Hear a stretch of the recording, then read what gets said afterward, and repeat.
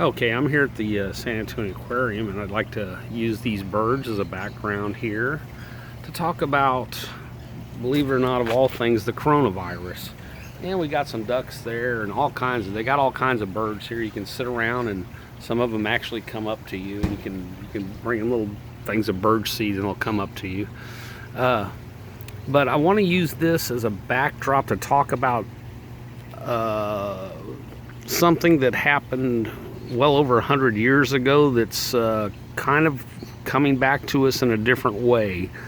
So in 1917, patient zero for the outbreak of the Spanish flu, which was a bird flu, which was an H5N1 bird flu that killed over 100 million people, originated in Camp Funston in Fort Riley, Kansas.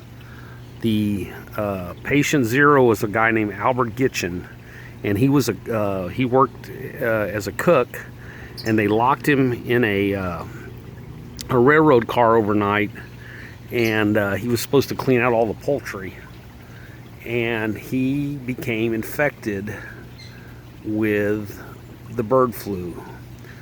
And that's the very first recorded case was there. Now let's fast forward a little bit. There was outbreaks all over the world for this bird flu. They called it the Spanish flu.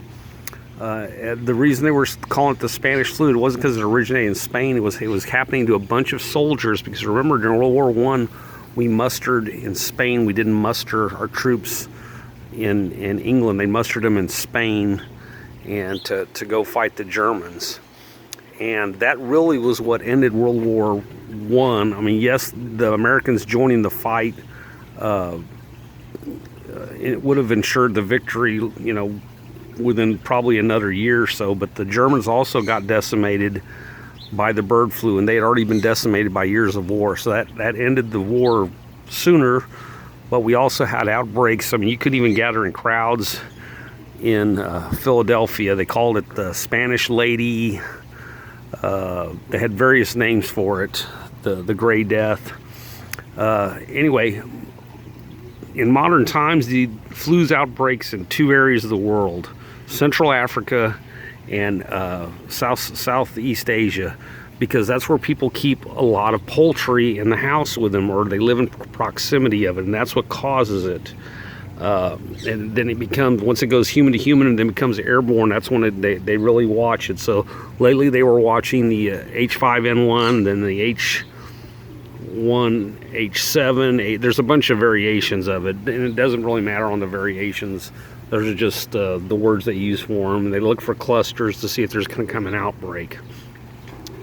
But I'm such a weirdo, I read the account of this German general who was a doctor, and he was at a symposium in Switzerland circa 1937, before the war broke out, and he did his studies in America, and he talked about a thing called the double blowback virus. And he said the Americans developed this stuff, and he always thought that the bird flu was a weaponized version of this, and I tend to believe him on this simply because we have a history of doing this. If you'll remember, Washington gave smallpox-infected blankets to the Indians. They didn't understand exactly how it worked, but they understood the cause and effect. If somebody was sleeping that had some kind of infectious disease, you destroyed their bedding, and they just gave it to the Indians and wiped out enormous amounts of Indians. Remember, Cortez conquered the Native Americans through guns, germs, and steel, according to the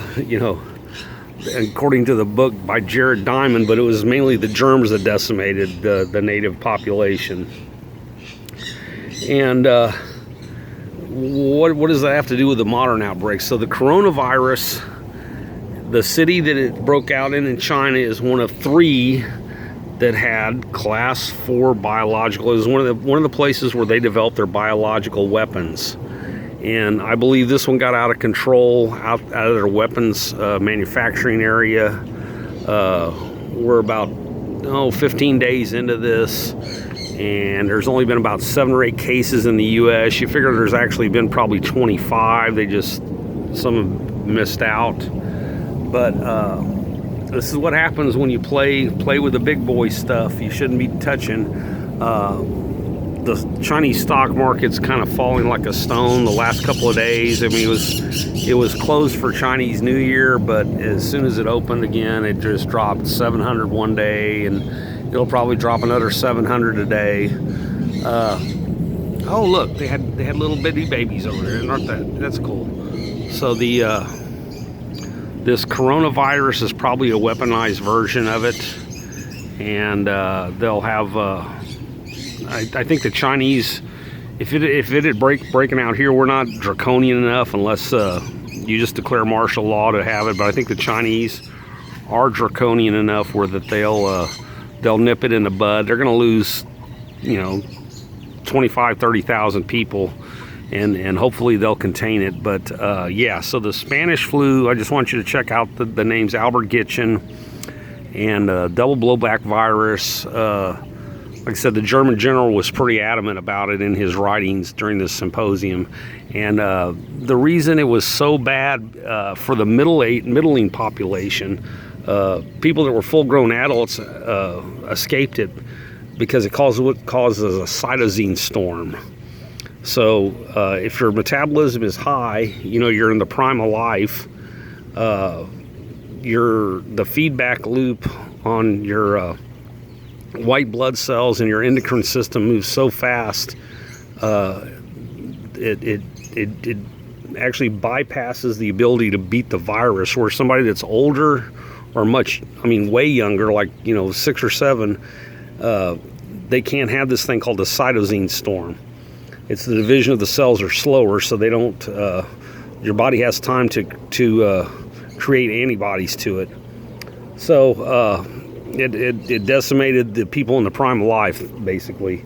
But anyway, check out Spanish flu, Alpert-Gitzen, Cap Funston, and it was at Fort Riley, Kansas. Anyway, thank you. I'm out.